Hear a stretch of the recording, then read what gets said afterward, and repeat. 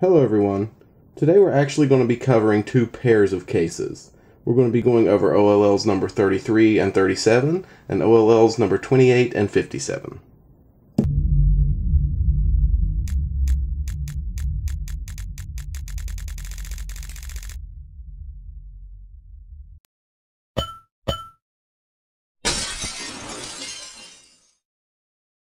Alright guys, so like I said in the intro, we're going to be covering two different pairs of cases today, and the reason we're doing that will become evident in just a minute.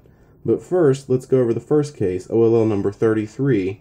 It's actually another T case. And like you can see, it's very similar to the T case we covered before, but this one's just a little bit different. The difference lies in these two pieces.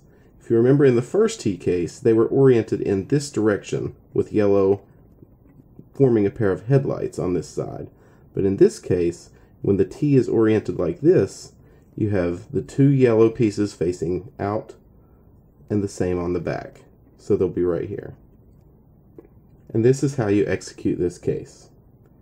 You do an R, U, R prime, U prime, R prime, F, R, F prime. And that will orient your layer. Those two moves are actually two triggers. You've got the sexy move trigger, and then you've got one called the sledgehammer, which is R prime, F, R, F prime. It's very common when inserting F2L cases and when you don't want to do rotations. Now, the next case we're going to cover is OLL number 37. Now let me show you why we're doing these cases in pairs. If you want to practice OLL number 37, all you have to do is start with a solved top layer, or at least an oriented top layer, and do the case we just learned, the T case. R, U, R prime, U prime, R prime, F, R, F prime, and that will give you case number 37. And this is the one we're trying to do. So, in order to do this case, you basically just do the T case, but in reverse. And here's how you recognize it. You see a square oriented in the top. You'll have two pieces facing you, two forming a block facing to the right, and you'll have this bottom right corner oriented. And this is the algorithm you're going to do to fix this case. F, R prime, F prime, R, U, R, U prime, R prime. And that will orient your layer. This is also two triggers. The first one is a reverse sledgehammer trigger, and the second one is the reverse sexy move. So, once again, I'll show you how to go back and forth between the two cases. Do the T case, and that gets you to OLL number 37. Do it and solve it. And then if you want to practice the T case, do OLL number 37. And that gives you the T case. And it just makes it easier to learn whenever you can go back and forth between the two and see them really quickly in progression, and that'll let you drill it into your memory. Alright guys, the next two cases we're going to be covering are OLLs number 28 and 57. And number 28 looks like this. I call it arrow for obvious reasons. It kind of looks like an arrowhead, and it's really easy to recognize. The only two pieces you don't have oriented are these two edge pieces, and they'll be facing in this direction. So, to do this case, do the following algorithm.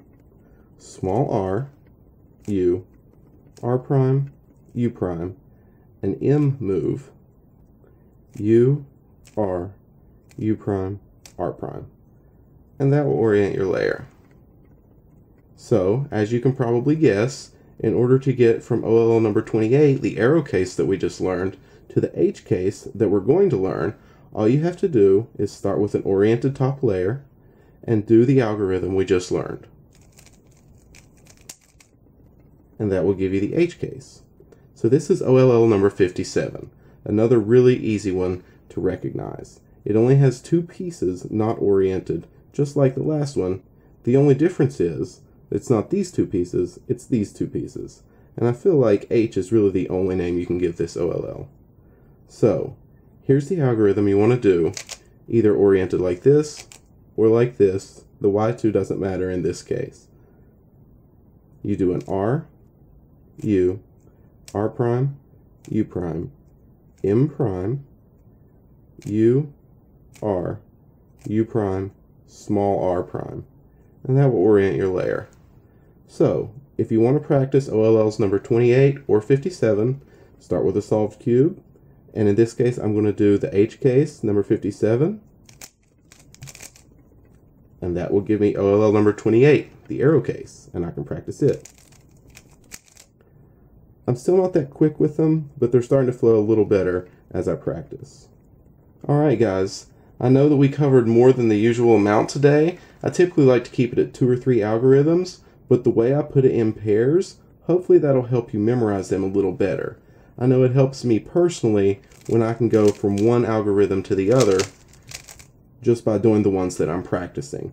There's no need to do setup moves or reconstruct or anything like that, so hopefully this helps out. But in any case, there's 4 more down, and the next video we're going to be covering some more variations on the soon cases. They use a wide move and there might be a little double action in there. But I hope to see you soon. If you want to follow along, subscribe, and thanks for watching.